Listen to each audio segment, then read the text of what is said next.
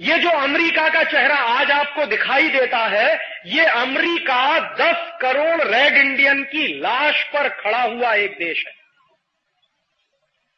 कितने हैवानियत वाले लोग होंगे, कितने नराधम किस्म के लोग होंगे जो सबसे पहले गए अमेरिका को बसाने के लिए, उसका एक अंदाजा आपको लग सकता है। और आज स्थिति क्या है कि जो अमेरिका की मूल प्रजा है, जिनको रेड इंडियंस कहते हैं, उनकी संख्या मात्र 65,000 रह गई है।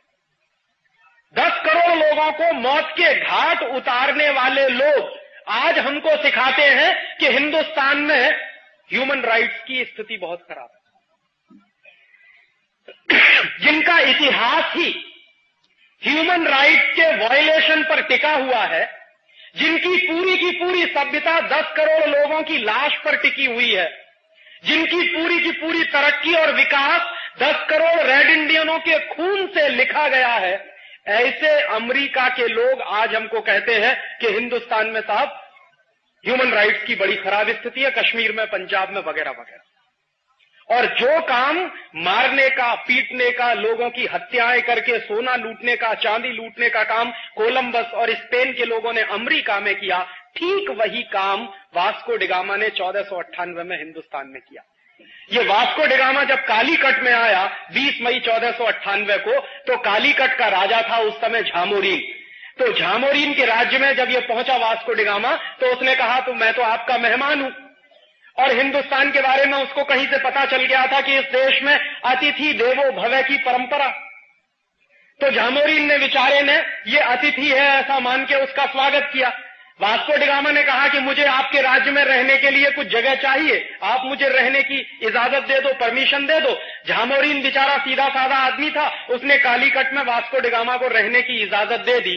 जिस वास्को डिगामा ने झामोरीन के राजा को अतिथि बनाया, उसका आतिथ्य ग्रहण किया, उसके यहां रहना शुरू किया, उसी झामोरीन की वास्को डिगामा ने हत्या कराई।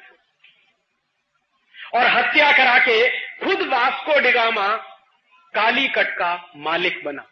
और कालीकट का मालिक बनने के बाद उसने क्या किया कि समुद्र के किनारे है कालीकट, केरल में, वहां से जो जहाज आते जाते थे, जिसमें हिंदुस्तानी व्यापारी अपना माल भर भर के साउथ ईस्ट एशिया और अरब के देशों में व्यापार के लिए भेजते थे, उन जहाजों पर टैक्स वसूलने का काम वास्को डिगामा करता था। और अगर कोई जहाज वास्को डिगामा को टैक्स ना दे, तो उस जहाज को समुद्र में डुबोने का काम वास्को डिगामा करता था। और वास्को डिगामा हिंदुस्तान आया पहली बार 1498 में, और यहां से जब लूट कर संपत्ति ले गया तो 7 जहाज भर के सोने की अशर्फियां थी। पोर्चुगीज सरकार के जो डॉक्यूमेंट्स हैं वो बताते हैं कि वास्को डिगामा पहली बार जब हिंदुस्तान से गया, लूट कर संपत्ति को लेकर गया, तो 7 जहाज भर के सोने की अशर्फियां। उसके बाद दोबारा फिर आया Vasco da Gama. Vasco da Gama Hindustan में 3 बार आया लगातार लूटने के बाद। चौथी बार भी आता लेकिन मर गया। दूसरी बार आया तो हिंदुस्तान से लूट कर जो ले गया वो करीब 11 से 12 जहाज भर के सोने की अशर्फियां थी। और तीसरी बार आया और हिंदुस्तान से जो लूट कर ले गया वो 21 से 22 जहाज भर के सोने की अशर्फियां थी। इतना सोना चांदी लूट कर जब वास्को डिगामा यहां से ले गया तो पुर्तगाल के लोगों को पता चला कि हिंदुस्तान में तो बहुत संपत्ति है। और भारतवर्ष की संपत्ति के बारे में उन्होंने पहले भी कहीं पढ़ा था। उनको कहीं से ये टेक्स्ट मिल गया था कि भारत एक ऐसा देश है जहां पर महमूद गजनवी नाम का एक व्यक्ति आया, 17 साल बराबर आता रहा, लूटता रहा इस देश को, एक ही मंदिर को, सोमनाथ का मंदिर जो वेरावल में। उस सोमनाथ के मंदिर को महमूद गजनवी नाम का एक व्यक्ति एक वर्ष आया, अरबों खरबों की संपत्ति लेकर चला गया, दूसरे साल आया फिर अरबों खरबों की संपत्ति ले गया, तीसरे साल आया फिर लूट कर ले गया, और 17 साल बराबर वो आता रहा और लूट कर ले जाता रहा।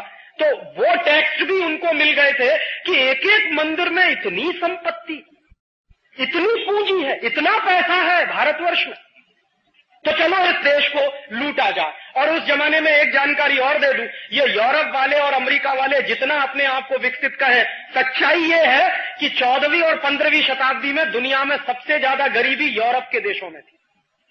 खाने पीने को भी कुछ होता नहीं था, प्रकृति ने उनको हमारी तरह कुछ भी नहीं दिया। ना उनके पास नेचुरल रिसोर्सेज हैं जितने हमारे पास है, न मौसम बहुत अच्छा है, न खेती बहुत अच्छी होती थी, और उद्योगों का तो प्रश्न ही नहीं उठता। 13वीं और 14वीं शताब्दी में तो यूरोप में कोई उद्योग नहीं होता था। तो उन लोगों का मूलतः जीविका का जो साधन था वो लुटेरेपन के काम से जीविका चलाते थे, चोरी करते थे, डकैती डालते थे, लूट डालते थे। ये मूल काम करने वाले यूरोप के लोग थे। तो उनको पता लगा कि हिंदुस्तान और भारतवर्ष में इतनी संपत्ति है, तो चलो उस देश को लूटा जाए। और वास्को डी गामा ने आकर हिंदुस्तान में लूट का एक नया इतिहास शुरू किया। उसके पहले भी लूट चली हमारी, महमूद गजनवी जैसे लोग हमको लूटते रहे, लेकिन वास्को डी गामा ने आकर लूट को जिस तरह से केंद्रित किया और ऑर्गेनाइज किया, वो समझने की जरूरत है। उसके पीछे पीछे क्या हुआ? पुर्तगाली लोग आए, उन्होंने 70-80 वर्षों तक इस देश को खूब जमकर लूटा।